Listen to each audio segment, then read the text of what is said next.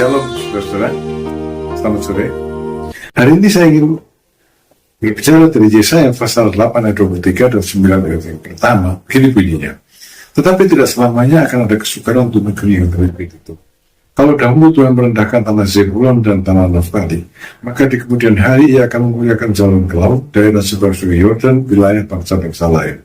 Bangsa yang berjalan dalam kegelapan telah melihat terang yang besar. Mereka yang diam di negeri kekelaman, atasnya terang telah bersinar. Saudara, nubuat ini dikenapi oleh Tuhan Yesus. Ya, Tuhan Yesus adalah terang yang besar yang telah datang ke dunia ini, dunia pekerjaan kegelapan. Tapi yang menarik di sini adalah, saudara, dikatakan bahwa tidak selamanya ada kesuraman untuk negeri yang terhimpit, di mana Zebulon dan Naftali, daerah seberang sungai Yordan, wilayah bangsa-bangsa lain. Saudara, Tuhan Yesus dilahirkan di Bethlehem, wilayah Yudea. Tapi dari kecil dia dibesarkan di Nazaret. Nazaret itu terletak di wilayah Naftali, Galilea, dan hampir sepanjang pelayanan Tuhan Yesus 3,5 tahun itu, hanya pada saat-saat tertentu Tuhan Yesus berkunjung ke wilayah Yudea, ke Yerusalem pada hari-hari raya. Tapi setelah itu Tuhan Yesus selalu melayani kembali di Galilea, di daerah Zebulon dan Naftali, daerah 10 suku di utara, dan juga di wilayah bangsa-bangsa lain, daerah seberang sungai Yordan.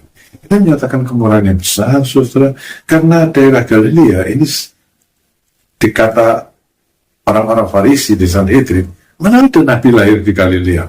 Daerah itu direndahkan, dianggap tidak potensial, tidak ada orang yang rohani di sana, dan kesanalah Tuhan datang untuk menyatakan terangnya di tengah-tengah kegelapan yang ada di wilayah Zebulon dan Naftali, di Galilea.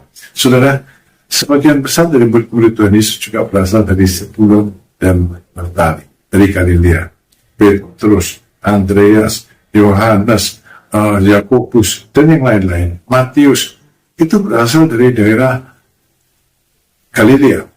Pada waktu Tuhan Yesus bangkit, dia bilang kepada murid-muridnya supaya mereka pergi ke Galilea. Dia mendahului mereka ke Galilea, dan di Galilea, di atas puncak sebuah bukit, dia memberikan perintah untuk amanat aku, memuridkan bangsa-bangsa. Dan bekerja di wilayah bangsa-bangsa lain, dan kitalah bangsa-bangsa lain yang telah menerima anugerah Tuhan. Tuhan Yesus datang sebagai terang yang besar, dan terang itu datang kepada milik kepunyaannya. Namun, milik kepunyaannya itu menolak dia. Saudara, imam-imam kepala orang-orang Farisi tahu bahwa Mesias dilahirkan di Bethlehem. Pada waktu orang-orang Majus datang bertemu dengan Herodes di Yerusalem, Herodes mendapat informasi dari imam-imam, dari orang Farisi, ahli-ahli Taurat, bahwa Mesias itu lahir di Bethlehem. Orang Majus berangkat ke Bethlehem untuk menemui Yesus, terang yang besar itu. Tapi justru imam-imam kepala, orang Farisi, ahli-ahli Taurat, mereka tetap tinggal di Yerusalem. Mereka tidak mau datang kepada terang itu. Sebab apa? Kata Tuhan Yesus, sebab perbuatan mereka jahat. Kalau mereka datang kepada terang itu, maka perbuatan jahat mereka itu akan tersingkap. Tapi sekarang, saudara, kita sudah datang kepada Tuhan Yesus, terang itu.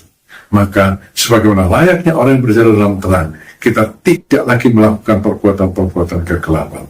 Kita hidup di dalam terang Tuhan, kita hidup melakukan kebenaran Tuhan. Dan kemudian, Tuhan Yesus terang dunia itu berkata, kamu adalah terang dunia. Orang yang datang kepada Tuhan Yesus, dialah terang dunia. Kitalah yang menjadi terang dunia, sebab kita sudah datang kepada terang yang besar itu, supaya bangsa yang berjalan dalam kegelapan, bangsa kita sebagian besar tidak tahu ada terang itu.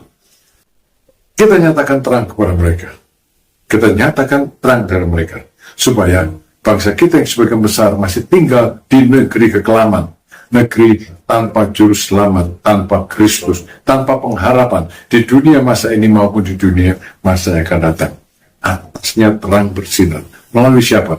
Melalui saya dan melalui saudara-saudara. Karena itu saudara, saya mengajak saudara sekali lagi, lakukanlah sesuatu. Dalam Natal tahun ini, lakukanlah sesuatu. Saudara, saya adalah terang. Biarlah orang melihat perbuatanmu yang baik dan memuliakan Bapamu yang di surga. Saudara-saudara, mari kita berhari Natal di dalam terang Tuhan, menyatakan terang Tuhan. Tuhan memberkati saudara. Amin.